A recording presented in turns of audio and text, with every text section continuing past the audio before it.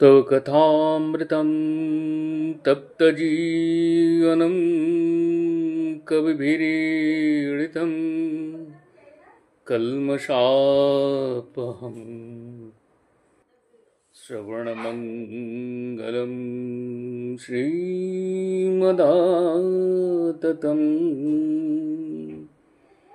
भुवि गृह्णन्ति ये भूरिदा जना।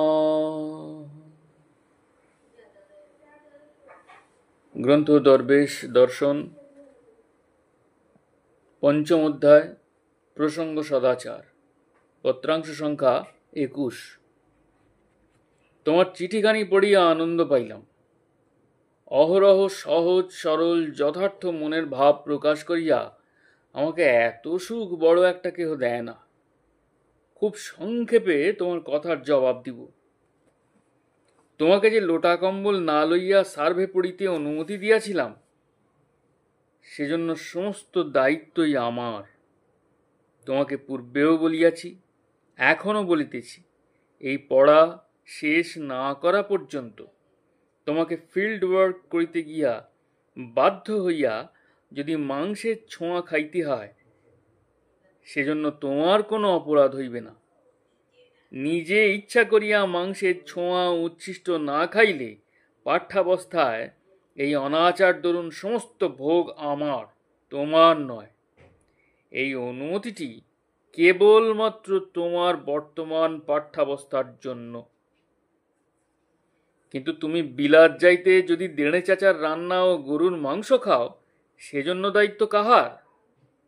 ভোগ সকলের সমান হয় না।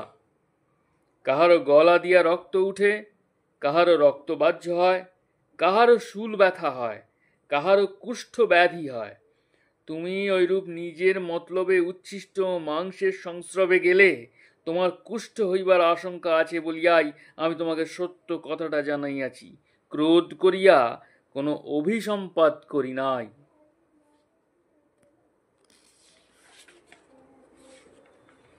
তুমি বিলাত যাইবে না বা যাইতে চেষ্টা করিবে না জানিয়া আমি নিশ্চিন্ত হইলাম। ভবিষ্যতে বিলাত গেলে, অর্থাৎ কাজেই বাধ্য হইয়া উচ্ছিষ্ট মাংস খাইলে তোমার যে পরিণামের আশঙ্কা ছিল, আজ তোমার এই স্বীকৃতিতে আমি সে উদ্বেগ হইতে মুক্ত হইলাম। আমি তোমাদের নিকট টাকা পয়সা চাই না, সম্মান পূজা চাই না, শ্রদ্ধা ভক্তি চাই না, কেবলমাত্র তোমাদের প্রাণের ভালোবাসা চাই। তোমার প্রাণের যে ভালোবাসা আমার প্রতি আছে, বিলাত গেলে উহার লেশ মাত্র আর থাকিবার সম্ভাবনা নাই। উহা আমি সহিতে পারিব কেন? এখানেই যথেষ্ট উন্নতির উপায় আছে। মন দিয়া প্রাণপণে পড়াশোনা করো, কোনো চিন্তা নাই। পত্রাংশ সংখ্যা 22। সাধন ভজন করিতেছ এবং গোসাইজির কৃপা অনুভব করিতেছ জানিয়া সুখী হইলাম। গোসাইজির কৃপা সর্বদাই তোমাদের উপর বর্ষিত হইতেছে। উহা যে এখন বুঝিতে পারিতেছ, এজন্য তোমার ভাগ্য মনে করি। সন্ন্যাসীর ভিক্ষা শব্দের অর্থই কাহারও বাড়িতে গিয়া সম্পূর্ণ ভিক্ষা গ্রহণ করা, অর্থাৎ তাহাদের চাউল ইত্যাদি লইয়া সেখানেই রান্না করিয়া খাওয়া। এইরূপ ভিক্ষা ব্রাহ্মণ বা গুরুভ্রাতা ব্যতীত আর কাহারও বাড়ি করা চলিবে না। তুমি যেভাবে বাড়ি বাড়ি ঘুরিয়া চাউল ডাল আনিয়া নিজে রাঁধিয়া খাইবার কথা জিজ্ঞাসা করিয়াছ, উহা সন্ন্যাসীর পক্ষে অতি নিম্ন শ্রেণীর ভিক্ষা। উহাকে ভিখারির ভিক্ষা বলে। দায়ের চোটে এরূপ ভিক্ষা করিতে হইলে তখন আর ব্রাহ্মণ শূদ্র বিচার নিরর্থক। এইরূপ ভিক্ষার কথা আমি তোমাদিগকে বলি নাই জানিবে।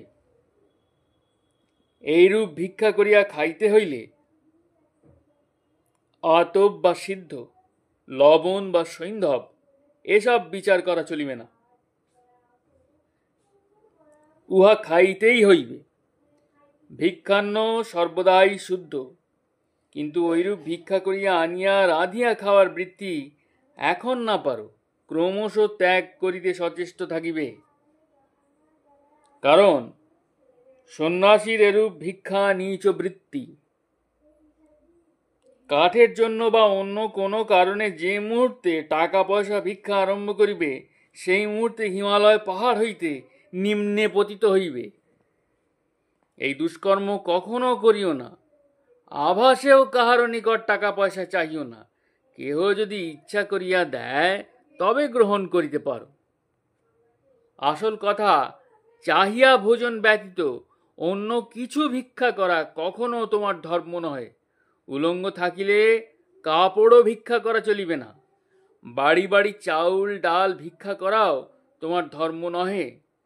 এখন হয়তো এসব রক্ষা করিতে পারিবে না, কিন্তু আদর্শ যেন ইহাই থাকে। পত্রাংশ সংখ্যা 23।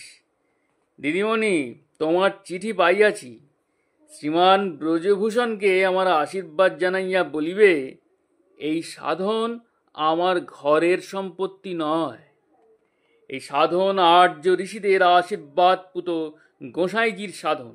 আমি তাহার পতাকা বাহক মাত্র। সাধনের নিয়ম ইত্যাদি আমার তৈরি নয় যে আমি তাহাকে কোনো নিয়ম হইতে রেহাই দিব অথবা নূতন নিয়ম বাতলাইব।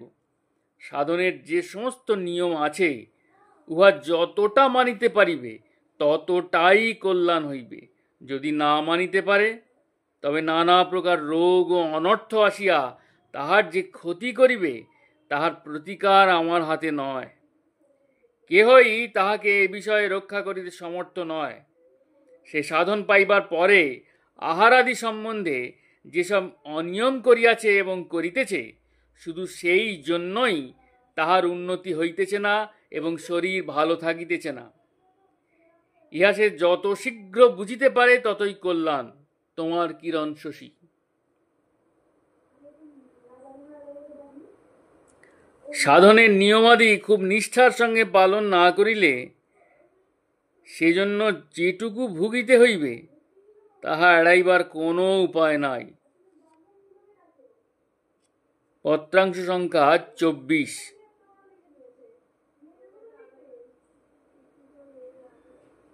সাধনের নিয়মাদি খুব নিষ্ঠার সঙ্গে পালন না করিলে সেজন্য যেটুকু ভুগিতে হইবে তাহা এড়াইবার কোনো উপায় নাই। পত্রাংশ সংখ্যা 25। শান্তিলতার আত্মহত্যার কথা শুনিয়া বড়ই দুঃখিত হইলাম। দারুণ অভিমানী ও ঈশ্বরে বিশ্বাসী না হইলে কেহ আত্মহত্যা করিতে পারে না। এখন তাহাকে 1 বৎসর অতিশয় দারুণ যন্ত্রণা ভোগ করিতে হইবে। কোনো অবস্থায় ইহা এড়াইবার কোনো উপায় নাই। এবৎসর পরে যদি কেহ গয়া আসিয়া ইহার পিণ্ডদান করে, তবে যন্ত্রণার নিবৃত্তি হইবে। ইহা ছাড়া অন্য কোনো দ্বিতীয় উপায় নাই। ভালোবাসা যদি যথার্থ হইয়া থাকে, তবে যেভাবে পারো 1 বৎসর পরে গয়া আসিয়া পিণ্ডদান করিয়া এই হতভাগিনীকে যন্ত্রণার হাত হইতে নিষ্কৃতি দিতে চেষ্টা করিও, নতুবা যন্ত্রণা চলিতেই থাকিবে। পত্রাংশ সংখ্যা 26। মাছ খাওয়া খুব ভালো নয়, এ কথা স্বীকার করিতেই হইবে। খুব ক্ষতি হয় না বলিয়া সাধনের সময় নিষেধ করা হয় না। যাহার প্রবৃত্তি হয় সে খাইতে পারে, ইচ্ছা না হইলে না খাওয়াই ভালো। পত্রাংশ সংখ্যা 27। তুমি শারীরিক অসুস্থতার জন্যই এতটা উত্তক্ত হইয়া উঠিয়াছ। নিজের শরীর ভালো না থাকিলে পারিপার্শ্বিক কিছুই ভালো লাগে না। তোমাকে যেভাবে চলিতে হইবে তাহা পূর্বপত্রেই লিখিয়াছি।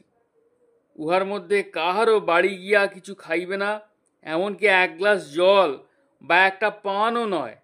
ইহাই তোমার পক্ষে অতীব প্রয়োজনীয় নিয়ম। ডাক্তারি করিতে গিয়া বা অন্য কোনো ভ্রাতৃভাবে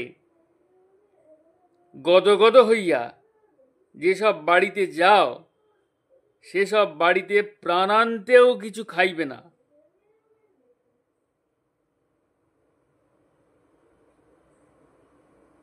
ইহাই আমার ম্যান্ডেট জানিবে। তোমাকে বহু কাজ করিতে হইবে। সম্মুখে তোমার অসীম কর্মক্ষেত্র। এখনই এতটা ম্যাজম্যাজে হইলে চলিবে কেন? উত্তিষ্ঠত জাগ্রত প্রাপ্য পরাণ নিবোধত। উঠো, জাগো, তোমার প্রাপ্য বর গ্রহণ করো। জয় গুরু, জয় গুরু, জয় গুরু। জয় দরবেশ, জয় গোসাই, প্রণাম।